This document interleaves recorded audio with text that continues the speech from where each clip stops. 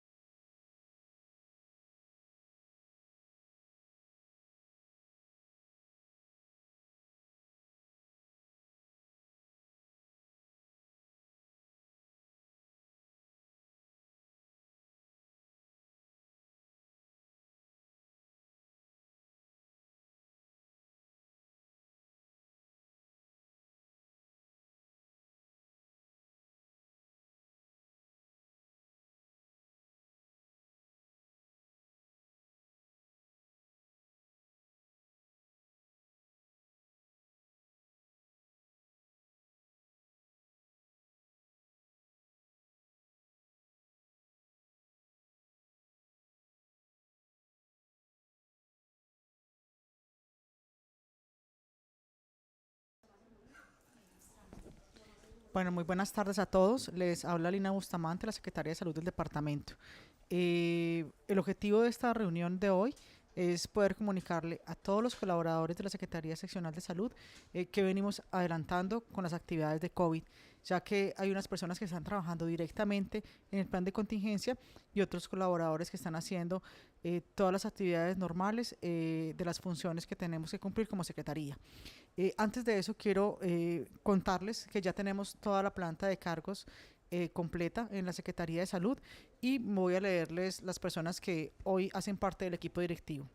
Está en la subsecretaría la doctora Ligia Amparo Torres, está en la Dirección Gestión Integral de Recursos a Luis Alberto Naranjo Bermúdez, como director de Asuntos Legales está Juan Esteban Arboleda Jiménez, directora de Factores de Riesgo está la doctora Diana Carolina Salazar Giraldo, como directora de atención a las personas está la doctora Luisa Paola Ramírez Jaramillo y como director de calidad y red de servicios César Augusto Gómez Fonegra.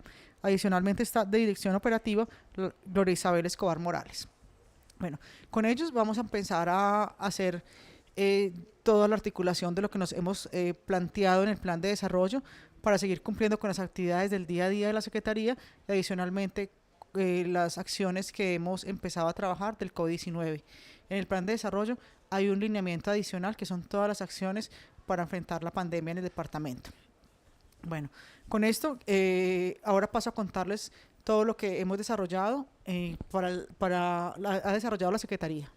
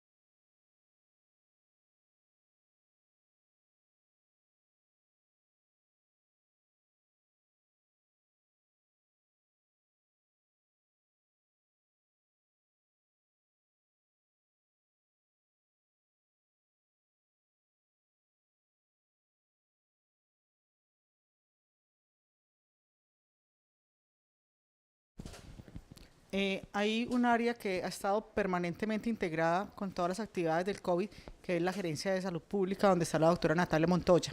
Con ella hemos estado articulando y con el resto de personal todas las actividades de la pandemia. La estrategia para COVID-19 está centrada en dos actividades, que es todo el tema de contención y mitigación, que ha hecho el departamento. Ha hecho un estudio de seguimiento de casos de vigilancia epidemiológica, ha adoptado medidas de contención, ha estado trabajando en desarrollo de tecnología para la contención. En el tema de mitigación, ha estado revisando la preparación de la capacidad de expansión de la red, cómo se va a hacer la articulación de la red y todo lo que es el gobierno de la red. Hay unas actividades transversales que tienen que ver con comunicación, con logística, que la logística la articulamos en toda la gobernación, con DAPAR, Productividad, Secretaría de Gobierno y las demás secretarías, y todo lo que tiene que ver con diagnóstico, que el diagnóstico es el tema del laboratorio clínico, que el laboratorio tiene que ver con la contención y la mitigación, y un área transversal que es tecnología. Entonces la estrategia del COVID, o sea, salud COVID-19, está centrada en la contención y la mitigación.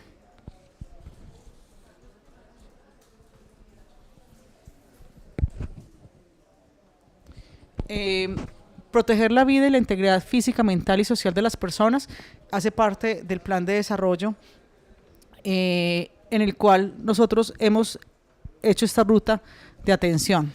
¿Cómo estamos haciendo el trabajo? ¿Cómo se ha desarrollado el ingreso al sistema? Hemos desarrollado una red de atención, que son las líneas de atención numeral 774 y 123. Esa línea de atención es un call center articulado, unificado con Secretaría de Salud de Medellín, y adicionalmente están todas las líneas de atención de las EPS. Esta estrategia va de la mano de la estrategia de telemedicina. Con telemedicina hemos trabajado desde el primer momento en que empezó la etapa de contención, todo el tema con Living Lab, que es de la Universidad de Antioquia, y con Sura.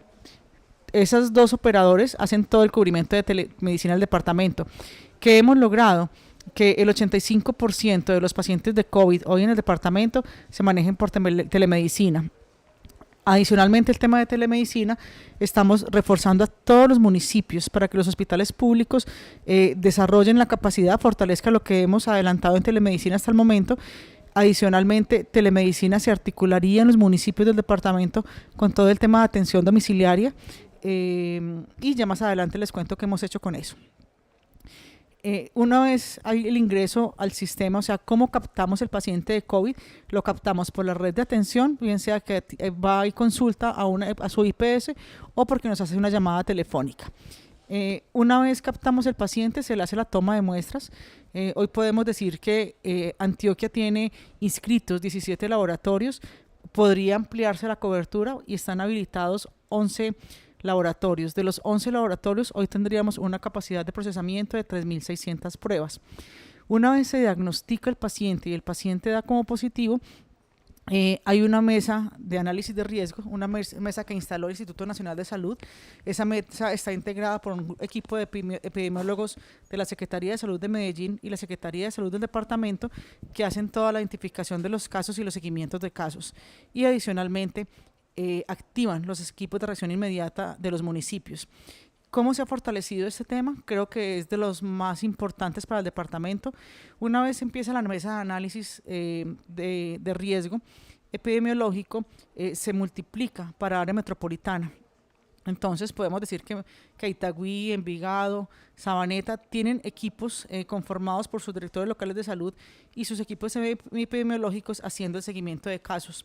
Esto nos ha permitido articular casos positivos que de pronto hemos tenido en La Estrella. Al hacer el seguimiento a sus contactos, nos damos cuenta que sus contactos están en Barbosa, entonces se reactiva toda una red de seguimiento a los casos.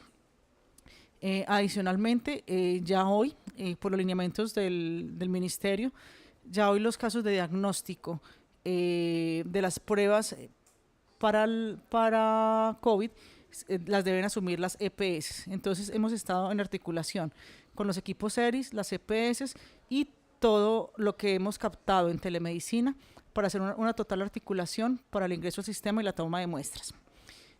Una vez tenemos la toma de muestras y tenemos la identificación de los casos, viene la atención de los casos. La atención de los casos se está haciendo en el departamento de dos formas. La atención en casa, como les dije, el 85% de la población del departamento se ha atendido ha sido atención domiciliaria, y hoy hemos tenido hospitalizados a la fecha 60 personas en la red hospitalaria, de las cuales 23 han estado en UCI, que ha permitido también que Antioquia tenga un bajo número de fallecidos. Es porque la identificación se ha hecho tempranamente, se ha hecho en casa. Adicionalmente, hemos verificado que el porcentaje de pacientes de adultos mayores atendidos por COVID ha sido aproximadamente 60 personas, y que en Antioquia el adulto mayor ha sido la población vulnerable más protegida. Entonces eso nos ha permitido tener un número importante de recuperados, y que realmente fallecidos hayan solamente 4 en el departamento. Esto es como la ruta de atención que hemos estado organizando. Adicionalmente, ¿qué hemos hecho? Nuestra intención es que la Secretaría de Salud promueva la telemedicina en todo el departamento y la atención domiciliaria. Ya hemos estado revisando con Savia y con Sura cómo articular modelos de atención para que en los municipios haya esa articulación. La semana pasada Sura, Salud en Casa, capacita a todos los hospitales del departamento en atención domiciliaria y en todo el tema de protección de elementos de protección personal. Con eso estamos buscando cumplir con la norma de COVID, que nos pide que desarrollemos todas las acciones de transformación digital, digitalización, líneas de atención, para evitar que las personas hagan sus trámites administrativos y atenciones en los sitios de atención normales de las IPS. Otra estrategia que venimos trabajando con la Gerencia de Salud Pública es todo el tema de salud para el alma. Salud para el alma se articula también con la línea amiga de la Alcaldía de Medellín, donde estamos haciendo una estrategia que es apoyo al apoyo. La idea es que Salud para el Alma haga el apoyo al personal de la salud del departamento en temas de desgaste o cansancio laboral, un poco por el estrés que produce todo el tema de COVID, manejar un poco los miedos y los temores que puedan tener nuestros profesionales de la salud y canalizarlos. Si algún profesional de la salud tuviera que o necesitara un apoyo, hay apoyo de psicólogos y consulta programada de psiquiatría. Adicionalmente, también el apoyo al personal de la salud, y hay una serie de algoritmos que ya más adelante les contaré.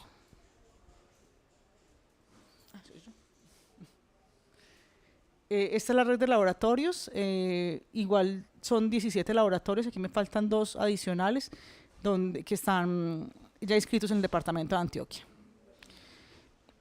Esto es lo que hace la mesa de incidentes. La mesa de incidentes hace un seguimiento a los casos, hace una línea de tiempo de todos los casos, estudia sus conglomerados, y esto es lo que nos ha permitido hacer un seguimiento exhaustivo, identificación temprana de los sospechosos, el aislamiento, la toma de muestras. Una vez tenemos ese aislamiento, también buscar a sus contactos y aislarlos. Todo este trabajo que ha hecho la mesa de incidentes del departamento. Estamos trabajando para automatizar la mesa de incidentes, la vamos a automatizar con @star, ya estamos haciendo las pruebas para tener todo totalmente automatizado el seguimiento de los casos y poder tener una información y una salida de información más seguras y oportunas. Esto es lo que hemos logrado en telemedicina. Como les dije, telemedicina ha sido un medio importante para poder atender los pacientes en casa y también para poder tener control en la toma de muestras, por la articulación que hemos tenido con las aseguradoras. Hemos tenido atención de telemedicina por valoración médica de 855 personas, atención de psiquiatría por 16, teleorientación, seguimiento, monitoreo de síntomas 239 y atención telepsicológica de 130. Estos son la semana del 19 al 25 de abril. Y todo lo que hemos estado trabajando en teleeducación, con Facebook Live, todo el tema de salud mental y aulas abiertas. Es un trabajo, como les vengo contando, con Secretaría de Salud de Medellín, Gobernación de Antioquia y la Universidad de Antioquia. Otro de los elementos importantes que hemos venido trabajando desde la Secretaría, con la colaboración de muchos de ustedes, es aumentar la capacidad del sistema de salud. Entonces, hemos hecho unos diagnósticos que hemos tomado como base unos análisis matemáticos que, una vez yo termine, van a conocer todo el comportamiento de la pandemia en el departamento y los análisis matemáticos, que con esos análisis matemáticos estamos haciendo la proyección de aumentar la capacidad del sistema y de todo lo que tendríamos que hacer de vigilancia epidemiológica. Para eso hemos definido que el departamento tenga 54 ambulancias, 32 que ya fueron entregadas, 19 que están en trámites por el departamento y 3 con el ministerio. Fortalecer los equipos ERI por municipio, o sea, adicionalmente vamos a dar unos recursos para que en los municipios desde salud pública se haga todo el seguimiento epidemiológico y todo lo que se pretende hacer con la reactivación económica de los cercos epidemiológicos. Hemos estado desembolsando recursos de estampilla por hospital, ya punto final, la primera fase quedó lista. También recursos de PPNA para los municipios, para los hospitales. Todo un tema de elementos de protección personal, hemos entregado kits de extracción, estamos haciendo unos cursos virtuales de orientación de acciones psicosanitarias para el personal de la salud, directores locales de salud, y cursos virtuales para respuesta hospitalaria ante la pandemia. Todo esto buscando fortalecimiento de hospitales y direcciones locales. Para fortalecer el laboratorio, hemos hecho una inversión importante para tener reactivos para las pruebas diagnósticas, recursos financieros, adecuaciones en el laboratorio y fortalecer el recurso humano. En unidad de cuidados intensivos ya les muestro cuál es la capacidad definida. En conectividad de los hospitales, ya hay 118 hospitales conectados para prestar atención por telemedicina, como les decía ahora, y toda la capacitación y desarrollo para desarrollar competencias en atención domiciliaria. Con el centro regulador vamos a hacer un convenio con la Secretaría de Salud de Medellín para poder utilizar la plataforma SEM y con esa plataforma poder integrar toda la red hospitalaria pública y privada del departamento y adicionalmente conectar todas las ambulancias del departamento para hacer una regulación única, ya que la norma, la 538, dice en su artículo 4 que es competencia de la Secretaría de Salud Departamental hacer toda la articulación en la regulación y que en un momento de la pandemia la regulación va a ser del departamento, incluso la regulación de las EPS para todo lo que sea COVID, en lo que es hospitalización y UCI. Y todo el tema de defunciones que más adelante les cuento. Entonces, con estos pasos estamos trabajando para aumentar la capacidad del sistema de salud. Todo lo que se ha hecho se hace con estudios matemáticos, epidemiológicos, que igual nos piden sustentarlos y porque nos hace hacer una planeación más aproximada de lo que podría darse. Esta es la expansión de las camas de UCI. Es un informe que se le envía al ministerio, un informe que está en revisión por el ministerio, donde el ministerio nos dice, hay 4 fases de expansión. La primera fase es la fase actual, donde nos dicen que debemos utilizar el 50% de la capacidad que tenemos en hospitalización y en UCIs. Entonces, por habilitación tenemos 480 camas de UCI habilitadas en el departamento. De esas 480 nos piden que en la primera fase utilicemos 240, o sea, hay disponibilidad de 240 camas. Y hoy la ocupación de las UCIs podríamos decir que está aproximadamente en un 50% con COVID y no COVID en el total del departamento, o sea que se cumple esa proyección que hace el Ministerio de Salud. La fase 2, que es casos importados, donde por transmisión por contactos se pretende que el departamento crezca en 172 camas, que para el 10 de mayo ya estarán esas 172 camas instaladas en el departamento. Para la fase 3 se pretende un incremento de 247 camas que deberían estar para el 10 de junio, y la fase 4, que serían 230 camas de UCI, deben estar instaladas para el 10 de julio. Con eso contaríamos con un número de camas de 1.019 camas de UCI en el departamento. Como ven, es un aumento considerable, o sea, nunca se había dado un aumento en infraestructura y en red de servicios como la que tenemos ahora. De esto, ¿qué pone el departamento? El departamento ya tiene en arrendamiento 40 camas que le entrega a Manuel Uribe Ángel, le entregó 21, 16 al Hospital La María y 3 al Hospital San Rafael de Itagüí. Y adicionalmente compra 90 camas de UCI que distribuye en su red departamental y en algunos municipios del departamento. ¿quién concurre para todos los recursos de las UCIs adicionales que va a tener el departamento? Hay una inversión importante del sector privado, una inversión importante de la Alcaldía de Medellín y una inversión importante de la Gobernación. Esta es la expansión de camas que no sean UCI, que se tienen estipuladas hasta la fecha. La fase actual son 2.621 camas, que es el 50% de las camas habilitadas. La fase 2 para el 10 de mayo estarían 154 camas adicionales. En la fase 3, 125 camas adicionales y en la fase 4, 90 camas adicionales.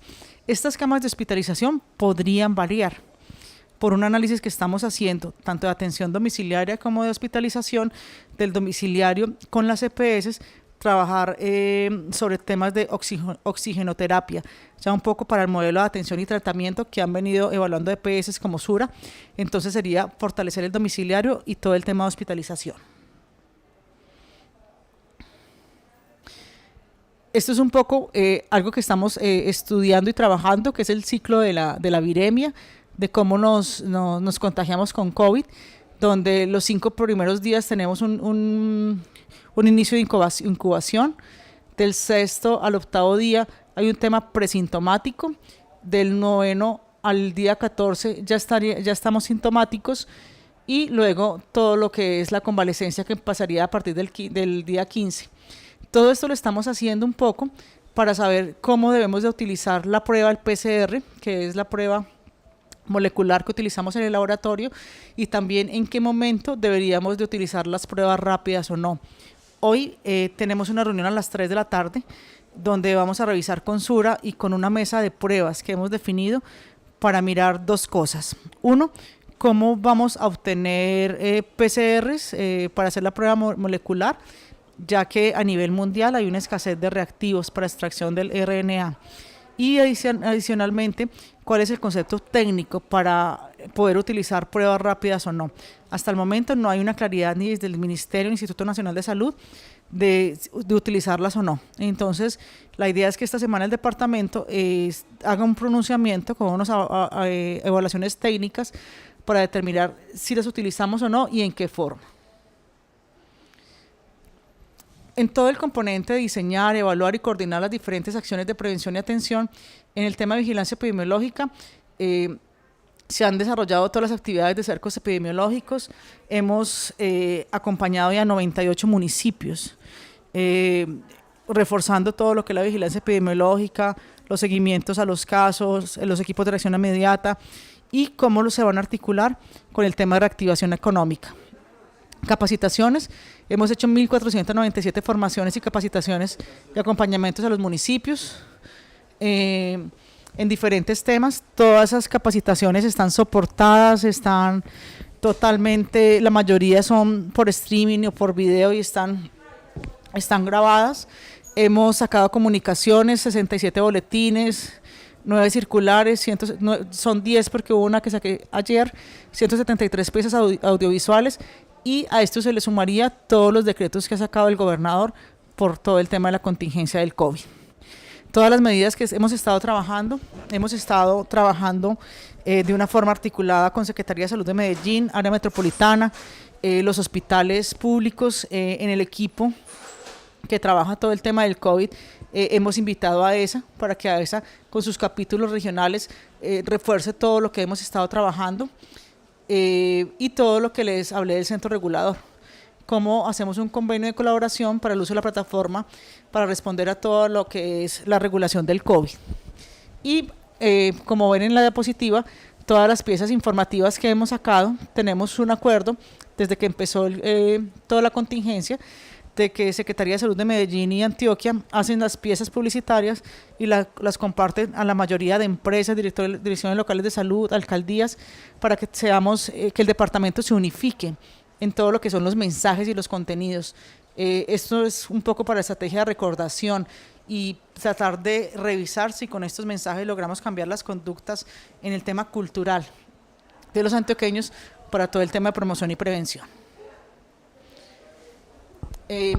Otro tema que me parece importante contarles es todo lo que se está todo lo que es diseñar, evaluar y coordinar las diferentes acciones de prevención y atención, que es la ruta epidemiológica. O sea, esto se está trabajando para la reactivación económica de los municipios.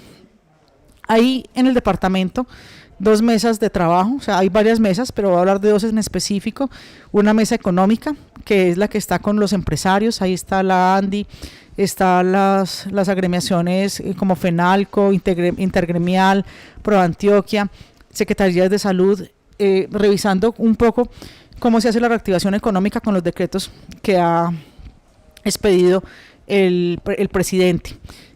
Con estos análisis se hace una articulación para revisar todos los protocolos que deben tener las instituciones para poder hacer la apertura económica y cómo vamos a hacer todo el tema de vigilancia y seguimiento epidemiológico.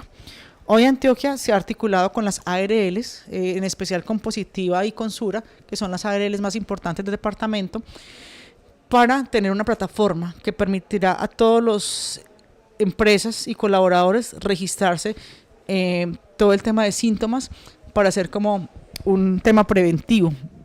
Esa plataforma se integrará con todo el trabajo que se viene haciendo con Medellín Me Cuida, todo lo que estamos haciendo con la mesa de análisis, con las EPS, para mirar cómo se hace una vigilancia intensiva para el seguimiento de casos sospechosos, el aislamiento, la toma de muestras, el control.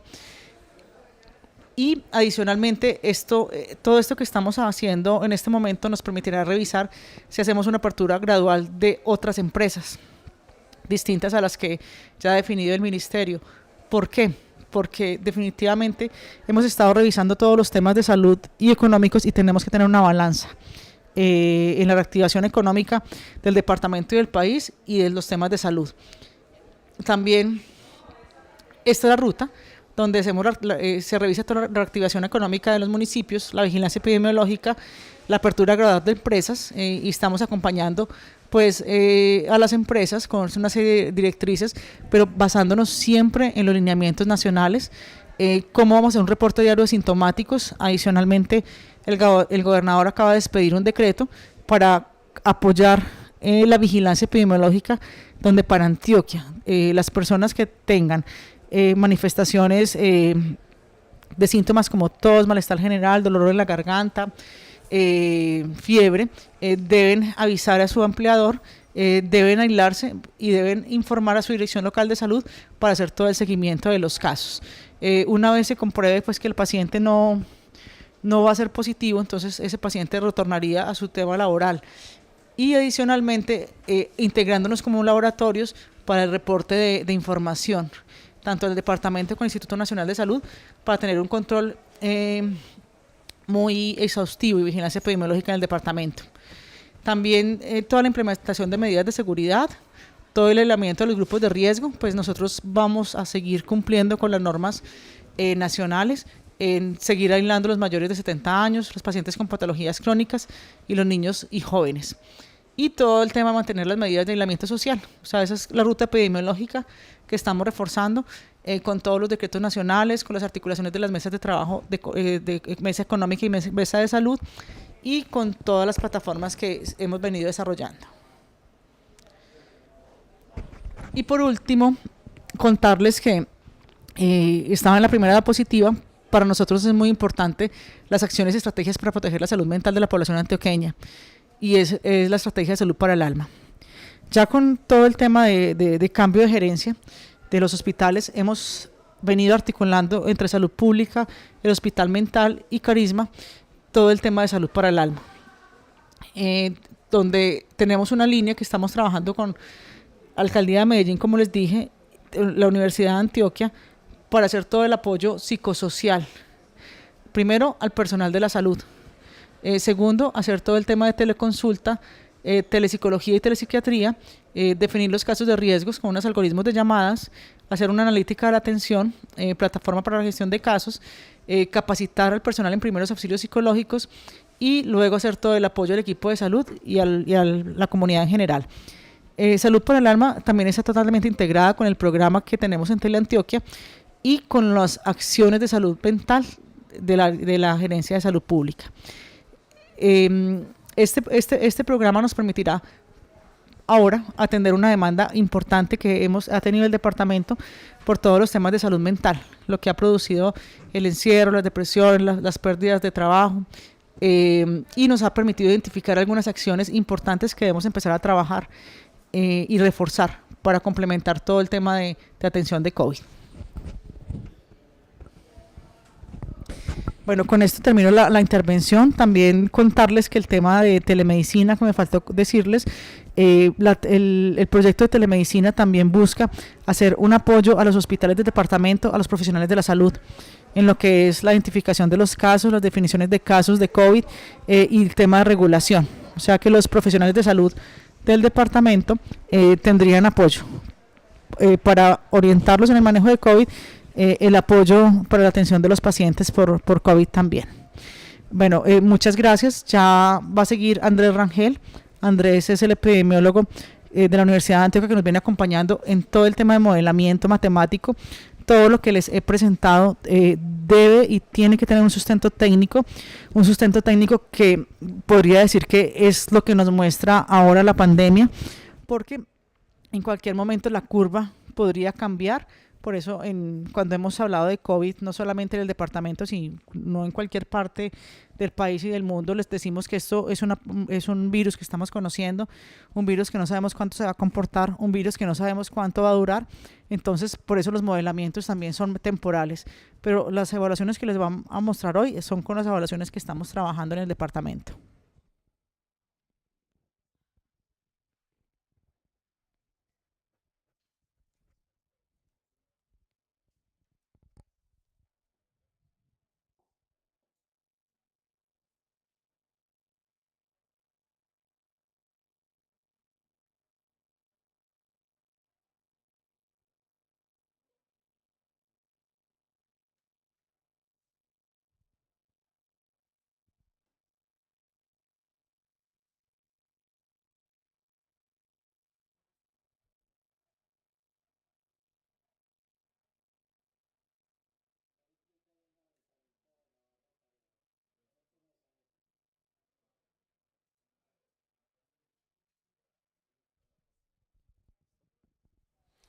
Bueno, muy buenas tardes a todos.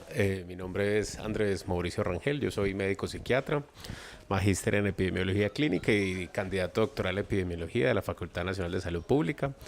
Estoy vinculado con la Facultad de Medicina y he venido acompañando a la Secretaría de Salud como parte del equipo que ha adelantado el proceso de modelamiento en varios frentes.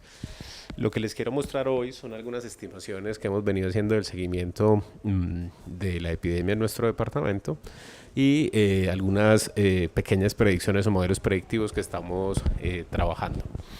Antes de empezar, quiero hacer como una especie de advertencia. Desafortunadamente, esta epidemia no solamente se ha acompañado de una gran incertidumbre, sino también de mucha información, y discriminar de ella cuál nos puede ser útil o cuál no es difícil. Nosotros por eso hemos querido ser muy conservadores en la manera como vamos llevando la información. No hemos salido a mostrar modelos públicamente de lo que podría pasar o no, porque precisamente por la incertidumbre que hay es mejor hacer proyecciones a muy corto tiempo y con información que realmente se sepa que está bien consolidada. En gran medida, los primeros modelos epidemiológicos que nos llegaron tenían ese defecto, y es que eran modelos que se basaban únicamente en modelos matemáticos, que por supuesto dan mucha información de lo que podría suceder, pero que a la hora de que suceden las cosas hay que ajustarlos y realmente establecer el fenómeno que se puede presentar en cada población. Más aún cuando sabemos que este virus tiene variaciones según las poblaciones, especialmente según cómo las poblaciones actúen. Y vamos a ver que eso es definitivo en la manera como se ha aportado el virus, comparando Colombia con otros países, como también incluso comparando departamentos dentro de nuestro país. Lo primero y brevemente es la actualización del estado de las alertas de las fichas relacionadas con COVID para el departamento, provenientes de Civigila, donde lo que hemos observado desde el 1 de febrero, que ya estábamos en preparación, es que ha habido un incremento paulatino, que lo ven en la línea verde clara, especialmente a partir de la confirmación de los primeros casos a principios de marzo, donde vemos que las alertas diarias fueron incrementando rápidamente hasta llegar a un pico máximo que ha habido en el departamento de 600 alertas. Estas alertas, su presentación en el tiempo está ajustado por el inicio de los síntomas. Se me olvidó decir esto, ¿y por qué? Nosotros modelamos por el inicio de los síntomas, aprovechando que el inicio de síntomas es un indicador mucho más confiable del inicio de la infección en comparación de lo que es el día que el médico notifica o que se toma o se confirma la muestra de laboratorio, porque esto hace que hayan unos trámites administrativos que no permitan modelar bien el tiempo. Volviendo al gráfico, vemos entonces dos líneas azules verticales que representan los momentos en los que como departamento decidimos iniciar acciones para contener de manera social el virus, es decir, acciones de salud pública, intervención de salud pública, que inicialmente fueron el distanciamiento social y posteriormente fue la cuarentena por la vida que decretó nuestro gobernador. Lo que observamos entonces es que entre esa franja de estas dos líneas, que representa entre el 13 de marzo y el 20 de marzo, se sigue presentando un incremento de las alertas llegando al tope, pero recuerden que como aquí estamos hablando de inicio de síntomas, entonces ese pico de personas que inician síntomas realmente corresponde a los infectados que se estaban presentando antes de las medidas. Es decir, los infectados que aparecen del 30 al 20 por síntomas son personas que se contagiaron antes de esa semana, es decir, la semana anterior. Vemos el crecimiento y justo al llegar a ese pico ya se empieza a observar el efecto de las intervenciones de salud pública y vemos una disminución en el número de alertas diarias, una pendiente que va en caída y que luego de la segunda línea, 7 días después, incluso se acentúa mucho más ese decaimiento.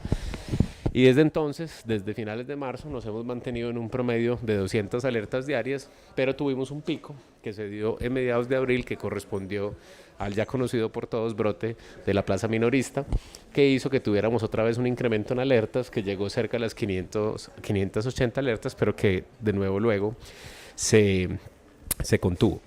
Nosotros con estas precisiones podemos tener una confianza sobre los estimadores al 20 de abril, es decir, tenemos una ventana de 7 días todavía con incertidumbre, ahí se muestra hasta el 26, pero es confiable realmente hasta el 20 de abril. Y lo que es interesante de modelar por alertas es que sabemos que no toda alerta es un COVID, pero sí sabemos que las alertas corresponden a virus que tienen un mecanismo de transmisión similar al COVID. Entonces, analizar las alertas nos habla también del proceso o el impacto que ha tenido las intervenciones en la expansión de la epidemia. Y lo vamos a comparar ahorita con los casos. ¿Pero por qué quiero hablar de esto? Porque nos interesa mucho entender la velocidad con la que ocurre el fenómeno en el departamento. Y esto es porque realmente el mejor indicador de cómo debemos abrir o cerrar es la velocidad que vamos a predecir con la que se va a expandir o extinguir la epidemia. Y ese es el factor que tenemos que estar muy pendientes. Ya es muy popularmente conocido la medida de velocidad para la epidemia y es el famoso número reproductivo, o R0 o RT, como lo quieran llamar, depende del momento del tiempo en realidad que lo llamen, que lo que nos habla es de esa velocidad. Y precisamente cuando vemos las alertas y modelamos esa velocidad, vemos este patrón que es muy importante. Y es que las alertas empiezan con un crecimiento, con un número reproductivo, que alcanza antes de las medidas sociales un valor aproximado de 2.2. Y este es precisamente el valor que se habla en la literatura, que es el esperado para las infecciones por COVID. Cuando empiezan las medidas sociales, esta velocidad disminuye. Y podemos ver rápidamente cómo la línea roja, que es la mediana del R calculado, estimado en ventanas móviles de 7 días, vemos cómo disminuye progresivamente, rápidamente, e incluso la cuarentena permite que este R pase a tener un valor inferior a 1. Y durante un buen periodo de tiempo, en términos de alertas, casi 15 a 20 días, mantuvimos un factor reproductivo menor a 1. Eso explica para nosotros, como modeladores, lo observado en términos del número lento de casos, de complicaciones también y de muertes. Obvio, también como decía la secretaria, esto está ligado también a nuestra capacidad de respuesta como sistema de salud y al proceso pues también de la población que ha afectado. Hemos sido muy efectivos en ocultar, en aislar a las poblaciones de mayor riesgo. Pero lo cierto es que ese factor disminuye, luego viene la minorista, nos lo incrementa nuevamente, pero no a los valores iniciales, sino un valor de 1.4, 1.38 para ser exacto, y ya recientemente viene nuevamente estando en un número más bajo.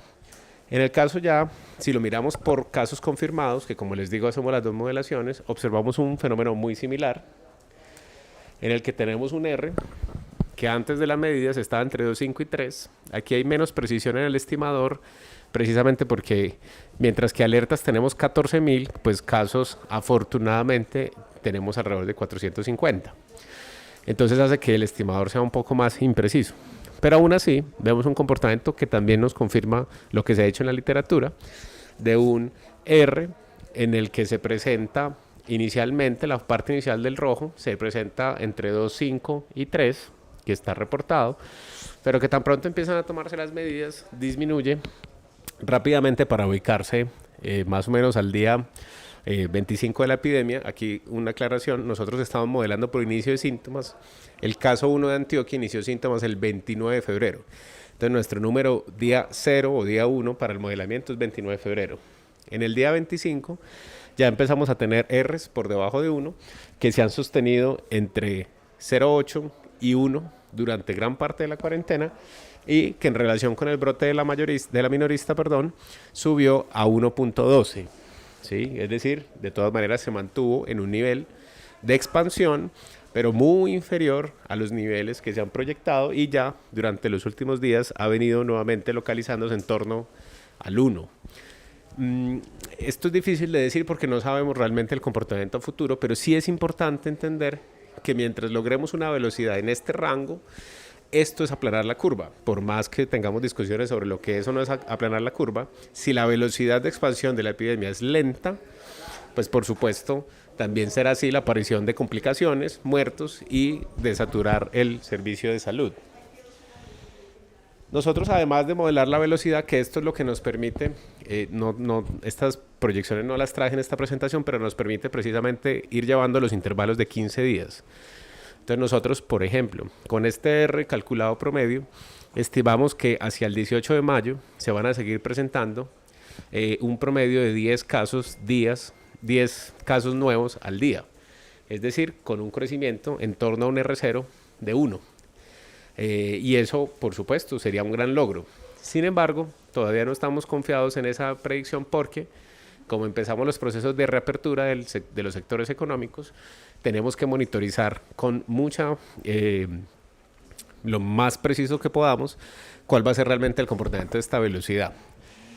Y les voy a mostrar una propuesta que como Facultad de Medicina venimos mostrando también con la Secretaría, pero antes de eso les quiero mostrar también el comportamiento global de Colombia en términos de mortalidad. ¿Y por qué lo hacemos con mortalidad también? Que es otro de los fenómenos que le vamos dando insumo a la Secretaría. Y es porque la mortalidad es un indicador más confiable del proceso de la epidemia en los distintos países. ¿Por qué digo más confiable? Porque mientras todos los países tienen políticas muy diversas para el proceso de diagnóstico, en realidad para el proceso de mortalidad son muy homogéneas. Todos están buscando en infecciones respiratorias agudas graves inusitadas y en muertos por cuadros sospechosos de COVID están buscando el virus. Y eso hace que en general la política sea más homogénea y podamos comparar los datos con más tranquilidad. Colombia ha tenido una tipicidad que todos conocemos. Afortunadamente, aunque imagino que muchos no les cuadrarán sus números, pero afortunadamente el desarrollo de la epidemia en términos de mortalidad en Colombia ha sido menor. Incluso Antioquia ha sido tal vez el departamento proporcionalmente con una menor incidencia, una menor tasa de mortalidad y por supuesto de letalidad que está por debajo del 1%, que es un proceso en estudio. Pero lo que es cierto es que en global como país, si comparamos con los países que están a la izquierda, que son los países europeos, que son los que llamamos de meseta alta, es decir, esos países que han tenido un aceleramiento de noticias y de videos por redes, y ustedes todos están mejor enterados que yo. Incluso, por ejemplo, un país como España llegó a alcanzar una tasa de 20 muertos por millón de habitantes al día, es decir, es una tasa altísima. Y casi todos estos países, incluimos Italia, España, Francia, Reino Unido, se han ubicado por encima de los 10 muertos por millón de habitantes al día, sin todavía dar muchas muestras de una estabilización clara, aunque la última semana, y esto lo actualizamos siempre cada lunes, hoy lo actualizaremos, aunque la última semana han dado cierta muestra de mejoría. A pesar de eso, Colombia se ha comportado mejor que esos países. Nosotros estamos llegando al día 30 del ciclo de la epidemia en términos de mortalidad. E incluso si miramos los de la derecha, que son los países que han tenido un comportamiento ejemplar en el mundo, como ha sido Corea del Sur y Alemania, Incluso Colombia ha tenido un comportamiento mejor. ¿Por qué decimos ejemplar? Porque estos países se han sostenido en torno a los 2.2 a 3 muertos por millón de habitantes al día. Eso sería una cifra realmente compleja para nosotros, no es lo que estamos buscando, pero a nivel mundial son un referente y Colombia se está comportando todavía mejor que ello. Claro, aquí muchas teorías sobre si es por las intervenciones tempranas, yo creo que sí. La intervención temprana no es lo mismo usted aplanar una curva cuando usted está a 5.000 metros de altura que cuando usted la quiere aplanar a 100 metros de altura. Entonces, eso es una diferencia importante. Sin embargo, tendremos que ser todavía cautelosos porque ante las nuevas variaciones en el comportamiento social se puede dar un incremento en esto. Y con este dato, nosotros simulamos escenarios y de ahí surge el insumo de cuántas camas y cuántas unidades de cuidado intensivo se requerirían para los pacientes del departamento. En este momento nosotros le hemos recomendado a la Secretaría prepararse para cerca de 167 camas de cuidado intensivo por millón de habitantes, que es la proyección que la Secretaría ya les mostró, y para un escenario de 8 a 10 muertos por millón de habitantes al día, que no hay indicios que vaya a suceder, pero lo sacamos precisamente de las simulaciones de qué sucedería si Colombia se comporta como alguno de esos países. Y en esta nueva etapa de lo que viene de la epidemia, el otro punto que hemos estado modelando nosotros es cómo entender cuál va a ser el R a futuro a partir de la movilización ciudadana de hoy, que eso es lo que quisiéramos. La estrategia acordeón que nos propone el Ministerio de Salud y que ha sido ya en redes muy publicitado, propone que a medida que yo detecte que se me suben los casos, entonces cierre. Pero ya sabemos que la detección de casos puede tardar entre 1 y 2 semanas. Entonces, en el momento en el que yo cierre, es muy posible que el efecto, digamos, el verdadero efecto de haber abierto no lo voy a ver en su magnitud y me supere. Entonces nuestra propuesta es hacer un modelo predictivo que lo que me diga es anticipadamente el RT que voy a tener, no el que estoy observando, el que voy a tener. Y hemos construido un modelo con base a movilidad que lo hemos ya validado en términos de transporte masivo, como es el caso de todo el sistema metro, y en temas de movilidad global en el área metropolitana con base a celulares. Lo que queremos con esto de nuevo es que con los datos que hoy se producen sepamos el comportamiento en 2 semanas. El primer ajuste del modelo fue importantísimo. Los medios de transporte masivo con un ajuste de desfase predicen muy bien el R que se va a presentar en un tramo de 7 días. Incluso nos da una ecuación cuyo ajuste es cercano al 90%, que es un muy buen indicador estadístico.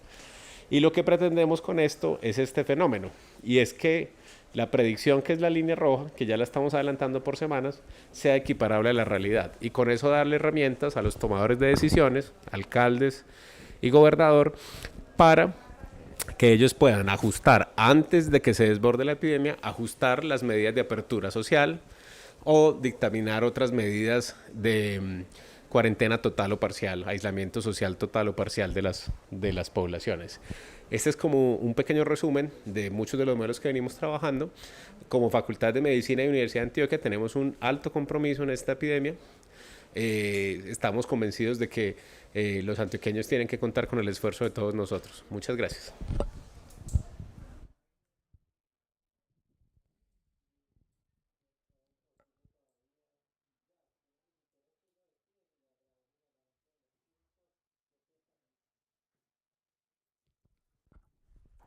Bueno, entonces a todas las personas y los compañeros de la Secretaría de Salud que estuvieron conectados, el objetivo que se tenía y que la secretaria del equipo de trabajo tenía era que todos ustedes conocieran la visión real, porque estamos llenos de información de redes sociales, información de noticieros, y queríamos que de primera mano conocieran el esfuerzo que la Gobernación de Antioquia, la Secretaría de Salud y las demás secretarías que se están articulando, están realizando en su esfuerzo por la lucha contra la pandemia, por minimizar las cadenas de contagio y que vieran pues todas las acciones integrales. Entonces la secretaria tuvo que desplazarse a otra reunión. Creo que el objetivo pues se ha cumplido y es llevarle la información.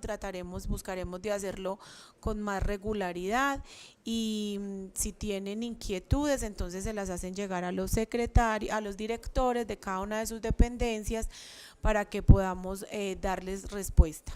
Feliz tarde y muchísimas gracias.